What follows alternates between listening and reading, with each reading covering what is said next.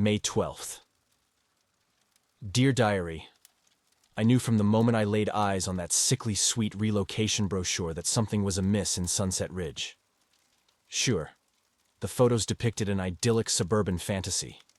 Stately colonials with symmetrical black shutters, an all-American Main Street bordered by quaint cafes and boutiques. Families frozen in fictionalized Norman Rockwell tableaus, mothers in sundresses waving from sprawling emerald lawns, fathers playing catch with cherubic kids. It was all so perfectly manicured, so deviously staged to project this myth of unlived Americana. But Jake was instantly spellbound, his eyes glazing over with nostalgia for some lost nuclear family utopia he thought he could reclaim here. He pored over the brochure's copy hungrily. Top-ranked schools, a ritzy country club, annual historic festivals celebrating the town's founding in 1758 by Puritan separatists. Statistic after statistic reinforcing Sunset Ridge's impossible perfection. Virtually non-existent crime, a thriving local economy, highest youth participation in arts and athletics in the state. It was a meticulously curated fantasy made to overwhelm and seduce families like ours, disillusioned from the grind and soulless rat race of city life.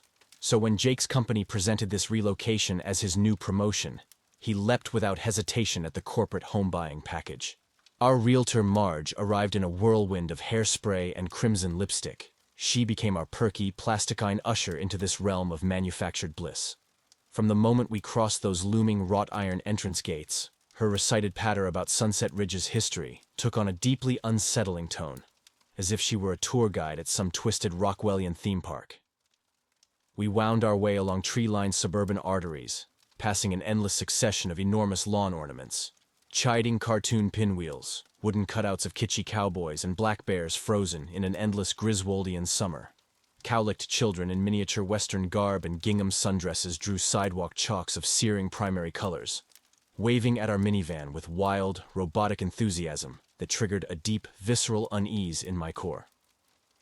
When we pulled into the driveway of the Colonial, Marge had meticulously prepped for our arrival. A nightmarish blitzkrieg of hospitality descended from all directions. Neighborly caravans of tow-headed women in sundresses and straw hats bearing baked goods and potted herbs crashed over us in lockstep unison. "Welcome to the neighborhood. We're just so excited you're here," they chanted, voices distorted into a single chilling chorus as they thrust baskets of gingerbread and chocolate chip cookies into our hands. Teetering toddlers arrived bearing ribboned orchids and craft projects, straining to tout their meaningless wins at something called the annual harvest fair in a ritual of xenophobic totalitarian zeal. The perky rictus grins never faded, even as clouds shifted across the sun, shadows momentarily dropping to reveal the cold dead lights lurking underneath their vacant stares. In that moment, the entire grotesque ceremony took on the air of some pagan ritual, a soulless invocation summoning us into their midst to be indoctrinated, assimilated, subsumed into Sunset Ridge's hive mind. I turned to Jake, hoping for even a flicker of shared disquiet in his eyes, but he was already awash in the fantasy sold so immaculately in those deceptive brochures, beaming at the prospect of our new American dream. Everything about this place is a lie, an ornate deadfall designed to ensnare and entrap us. I know it in my marrow. The perfect lawns, the Rockwellian festivals, the aggressive culty peddling of heritage, it's all meticulously constructed to conceal something much darker lurking behind the facade. Some dark, diseased truth. Sunset Ridge has lost the ability to even comprehend, much less contain, writhes hungrily in the shadows here. Jake remains blind, but I can already feel the rot seeping through the pristine colonial brickwork, cracking the foundation we've built our lives upon. Some nights, in the pitch darkness after the boys have gone to sleep, I swear I can hear distant howls and wails echoing across the cul-de-sacs, ripping through the orchestrated silence of this immaculate nightmare. This place has already burrowed hooks into my soul, instilling a dread that grips me with ice each time I awaken from some fresh horror. I know there is a malignant truth gnawing at the core of this town, and I fear we may never escape its appetite, no matter how fast or far we try to run. May 19th. Dear Diary, the nightmares have only grown more visceral with each passing night in Sunset Ridge. I jolt awake, drenched in cold sweat, the dim light from the electric candles flickering across visions of twisted, leering faces and shadowed figures lurking in the corners of the bedroom. Sometimes I hear faint scratching noises, like something trying to claw its way through the drywall. Other nights, I'm convinced I can make out muffled shrieks and wails echoing from somewhere deep beneath the earth on which this town was foolishly erected. Jake remains blissfully oblivious, lost in the domestic fantasy he's already meticulously constructed. He's befriended a few of the neighborhood men, the same pasty, vacant-smiled drones who emerged during that warped hazing ritual of pies and cookies when we first arrived. They spend warm evenings outside, flipping burgers on the grill in a mindless repetition of beverage-fueled male bonding rituals while their identically bland wives chat in clumps nearby, swapping casserole recipes and bragging about their respective broods' accomplishments.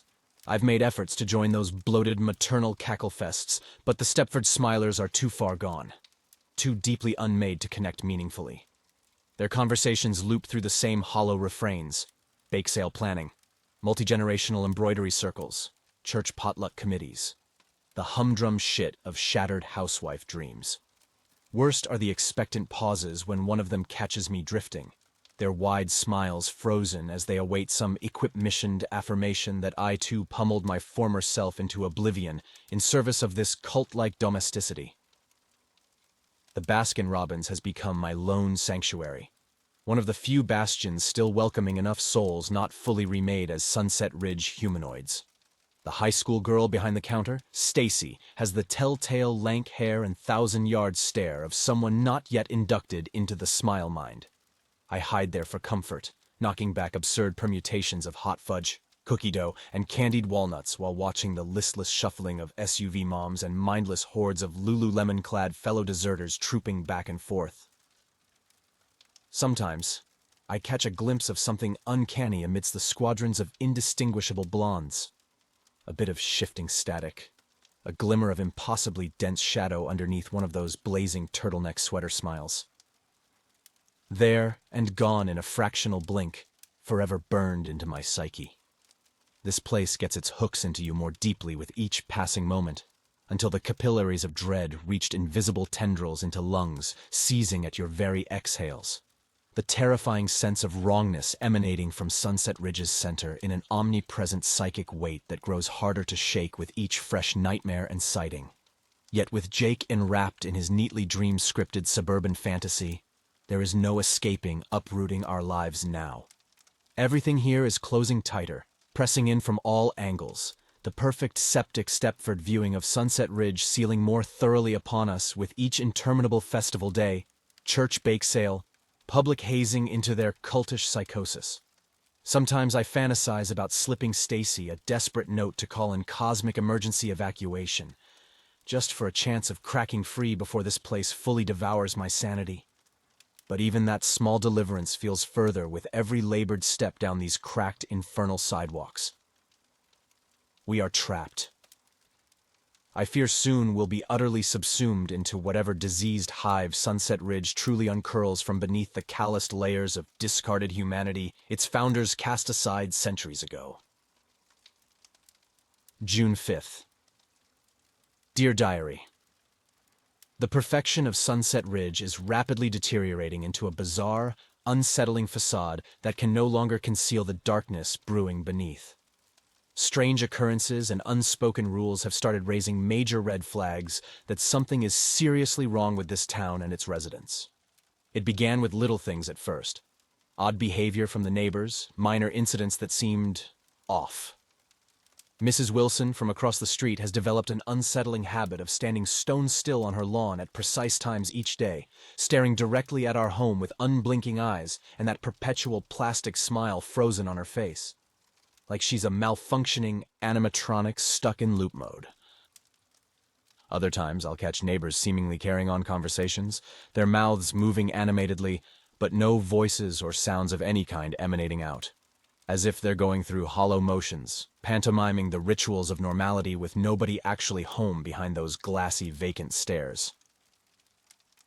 The rules, both obvious and unspoken, have become progressively more disturbing as well. 3 days ago, a frantic woman pounded on our door at 3 a.m., pleading for help as her husband lay injured in their driveway after an apparent fall. When Jake went to assist, she simply repeated, "He needs help. Oh God, he needs help." Those desperate words on an endless robotic loop, regardless of what Jake said in response. When the ambulance finally arrived an hour later, the paramedics zipped the man into a body bag without any attempt at resuscitation. Jake asked one of them what had happened, and the dead-eyed EMT just shook his head slowly, muttering, "Doesn't matter. All that matters is the ascendance." We later found out from the neighborhood email blast that the Miltons had been trying to leave Sunset Ridge that night, packing their SUV for a supposed weekend trip to visit kids in Philadelphia. Departure from this town, for any reason whatsoever, is clearly punishable by the most extreme sanction imaginable. Just 2 nights ago, on an evening walk to escape the dreadful, omnipresent silence blanketing our home, I witnessed a young mother and her children being pulled over by a police cruiser. At first it seemed like a routine traffic stop, until the responding officers spent nearly 45 minutes grilling her through the window in a strangely antagonistic manner. Each time the tearful woman would open her mouth to respond, the cops would aggressively shush her and snap, "Not a word, not another word from you." Eventually, she was released, taillight violation apparently forgotten about, and went deathly silent as soon as she pulled away from the curb, as if an invisible switch had been flipped, shutting down her ability to speak altogether. Yesterday morning, I noticed a trio of sullen-faced utility workers installing some kind of large antenna array on the roof of the old elementary school at the edge of town. Conspicuous black armor plates and wiring fed down into the building's upper windows, reminding me of some ominous military communications hub. I lingered across the street watching them work, until one of the men froze mid-motion, turned and glared right at me without a word, then pointedly hit a button on the roof panel, which immediately emitted a deafening electromagnetic pulse that dropped me face first to the asphalt. I awoke dazed minutes later, severe tinnitus ringing, and witnessed the 3 hardened workers marching in precise lockstep from the property. I can no longer chalk up these bizarre events as mere coincidence, or let them recede into the background folktales of small-town weirdness. An oppressive force is exerting strict authoritarian control over Sunset Ridge, hell-bent on locking this town and its residents away from the outside world by whatever means necessary. Even sustaining serious injury is preferable to risking one of us escaping through the ever-tightening noose. June 15th. Dear Diary, the veil of Sunset Ridge's perfection has been lifted, revealing a sinister underbelly I could have never imagined. Jake remains blissfully unaware, lost in the utopian dream that Sunset Ridge promised, a dream that is rapidly turning into my nightmare. The deeper I probe, the more the facade crumbles, exposing the rot at the foundation of our idyllic new home. It all started to unravel when I met Eleanor, a longtime resident, at one of the many picture-perfect community gatherings. Unlike the other residents, there was a certain weariness in her eyes, a look that spoke volumes. It was during one of our discreet conversations that she hinted at the truth behind Sunset Ridge's flawless exterior. "Perfection comes at a price," she whispered, glancing nervously around before slipping away. It was over cups of tea, in the privacy of our kitchen, that she unveiled the grim reality of Sunset Ridge with a series of hushed confessions. Sunset Ridge, she revealed, was not merely a town, but a grand experiment in uniformity and control, orchestrated by the original founders and perpetuated by an elite council hidden in plain sight. The town's perfection was maintained not by chance but by strict, unspoken codes designed to suppress any deviation from the norm. The cheerful events, the relentless hospitality, even the town's aesthetic, were all but cogs in a vast machine of surveillance and conformity. As her revelations tumbled out, the pieces began to click into place. The sense of unease that had dogged my steps, the peculiar behavior of our neighbors, even the mysterious inability to leave, all were symptoms of a deeper malaise, a rot at the heart of Sunset Ridge. Compelled to uncover the extent of this deception, I turned to the town's historical records. What I found was a legacy of manipulation and oversight that stretched back to the very foundation of Sunset Ridge. It was evident that the founders had traded their autonomy for the promise of a utopian community, ensnaring themselves and all future residents in a pact of perpetual surveillance and conformity. Grasping the magnitude of our predicament was overwhelming. Jake and I had been lured here by the prospect of a peaceful existence, only to find ourselves trapped in an elaborate facade. Our dreams of serenity in Sunset Ridge were but a component of an elaborate scheme designed to attract seekers of refuge. As the artifice of our environment became increasingly oppressive, the once friendly gestures of our neighbors assumed a more menacing intent. The town council, previously perceived as a benign administrative body, now revealed themselves as vigilant enforcers of the status quo, their omnipresent gaze a constant reminder of their control. August 1st. Dear Diary, the realization that we have become the hunted within this picturesque prison has set a profound fear into my core, a fear far surpassing the eerie discomfort that once whispered doubts about Sunset Ridge. Jake and I, no longer mere spectators of this town's unsettling facade, find ourselves ensnared in a sinister plot we scarcely understand. Our days are numbered, and each tick of the clock echoes the urgency of our plight. In our desperation, we've turned to the shadows of the community, seeking whispers of rebellion, of discontent. It's within these shadows that we've found flickers of humanity, others who've sensed the malignant pulse beneath Sunset Ridge's manicured exterior. These alliances are fragile, built on mutual desperation rather than trust, but they are our only hope. Together, we've begun to hatch a plan fraught with danger and uncertainty, but our only path to salvation. The town, however, is not blind to our machinations. Its forces, though unseen, are omnipresent. A suffocating cloak of surveillance and intimidation. Attempts to gather, to conspire, are met with obstructions that seem almost supernatural in their execution. It's as if the very air we breathe is laced with the town's will, bending reality to thwart our efforts at every turn. Yet in the face of these insurmountable odds, we push forward, for to surrender is to lose ourselves entirely. Our plan is a desperate gambit, a needle-thin thread through which we must navigate with the utmost care and precision. The Harvest Festival, a celebration of Sunset Ridge's heritage, provides the perfect veil under which we intend to make our stand. It is here, amidst the contrived merriment and communal revelry, that we will attempt our escape. August 31st. In the dwindling twilight of our time in Sunset Ridge, the festival's bright lights dim to a haunting glow, encapsulating not a celebration, but a prelude to our final act within these cursed bounds. It wasn't just the town we attempted to flee, but a meticulously woven web of deceit, its strands tighter with every moment spent within its grasp. Jake and I, bound by a shared resolve to tear away the facade of perfection that ensnared us, found ourselves amidst a tableau of false joy and concealed terror. Our plan, conceived in whispers and desperation, was to dissolve into the night, leaving behind the shadows that masqueraded as sunlight. But the true nature of Sunset Ridge would not release its grip so easily. In our moment of division, a cruel twist of fate, or perhaps the town's last exertion of control, Jake vanished, not into the crowd, but into the very essence of Sunset Ridge, as if the town itself had swallowed him whole to guard its secrets. The realization that I stood alone, on the precipice of an escape that had cost us everything, was a torment beyond words. Yet, in this abyss of despair, a sliver of resolve took root. Jake's disappearance, his sacrifice, could not be in vain.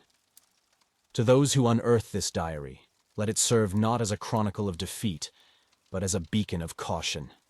Sunset Ridge, for all its outward charm and promises of a peaceful existence, is a facade for something far more sinister, an entrapment for souls lured by its siren call.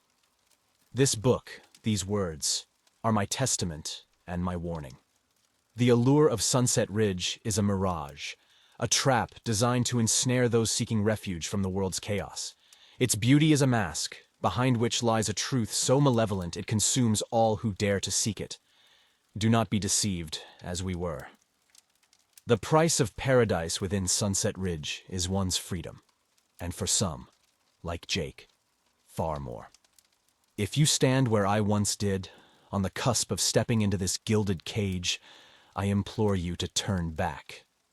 The cost of the truth here is measured in more than just the spirit. It demands a tribute of the soul. In my heart, a hope endures that this warning reaches you in time, that my words serve as a guide away from the darkness that dwells in places too perfect to be true. Let our story, Jake's and mine, illuminate the path not taken, a road that leads away from the seductive embrace of Sunset Ridge. As I set this diary down for the last time, a part of me lingers within its pages, a whisper among the many that haunt this town. May it find you in better times, under clearer skies, where the shadows of Sunset Ridge no longer reach. Beware the cost of perfection, for it is a price too steep, a debt that claims more than it gives. Turn away and seek your peace in a world unmarred by the unseen chains of a paradise lost. For there is no leaving this wonderland.